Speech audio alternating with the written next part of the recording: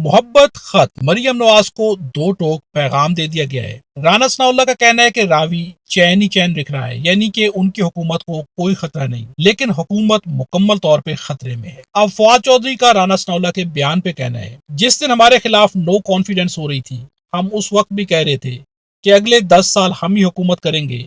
आप हुकूमत में बैठकर तो नहीं कह सकते कि हम कल जा रहे हैं। इसके साथ असद उमर का कहना है कि राना सनाउल्लाह का बयान बता रहा है कि वो चैन ही चैन वाले बयानिए पर यकीन नहीं रखते। अब साथ में अंसार अब्बासी का भी कहना है, नवाज शरीफ लड़ाई के मूड में है, न शहबाज शरीफ और फील्ड मार्शल में कोई दरार है। मोहसिन नकवी जज्बात में आकर कुछ ज्यादा ही बोल गए। यानी इनका भी कहना है कि कहीं पर कोई मसला नहीं, हुकूमत सही चल रही है, लेकिन इस वक्त हुकूमत कहीं पर भी सही नहीं चल। इसकी हकीकत भी आपके सामने रखते हैं। फवाद चौधरी का कहना है कि मरियम सफदर और दीगर वज़राए आला ने जितने पैसे खर्च किए, इतने तो मुगल बादशाहों ने खर्च नहीं किए। 11 अरब का जहाज ले लिया। मरियम सफदर एक तकरीब में गई तो कहा, जीशान केक ले आए थे, कितने केक हैं?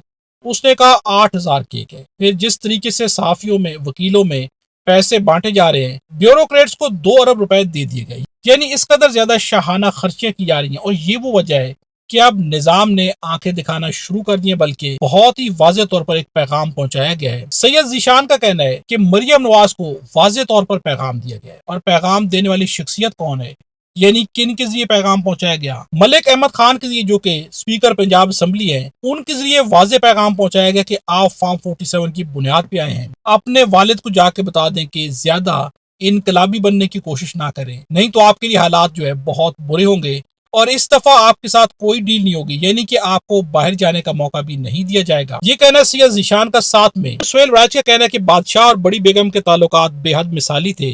बेगम मेहनती जरूर थी, मगर वो औलाद को जन्म देने और बादशाह के लिए नई उम्मीद पैदा करने से कासिर थी। बादशाह की शदीद ख्वाहिश थी कि पहली बेगम से औलाद नरीना हो, जो आइंदा सियासी विरासत संभाल सके।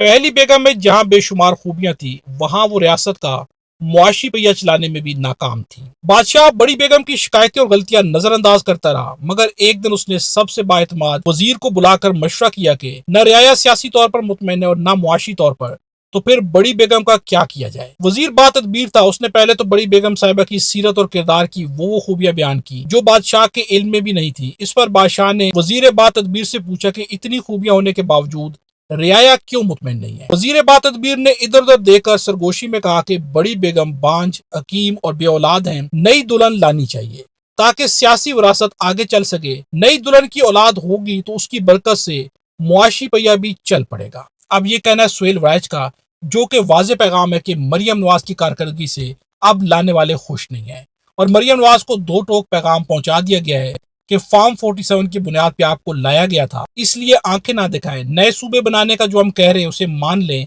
नहीं तो फिर आपके लिए हालात तंग कर दिए जाएंगे। वीडियो के बारे कमेंट्स में अपनी राय का इजहार जरूर कीजिएगा। वीडियो अच्छी लगे तो लाइक भी जरूर कीजिएगा।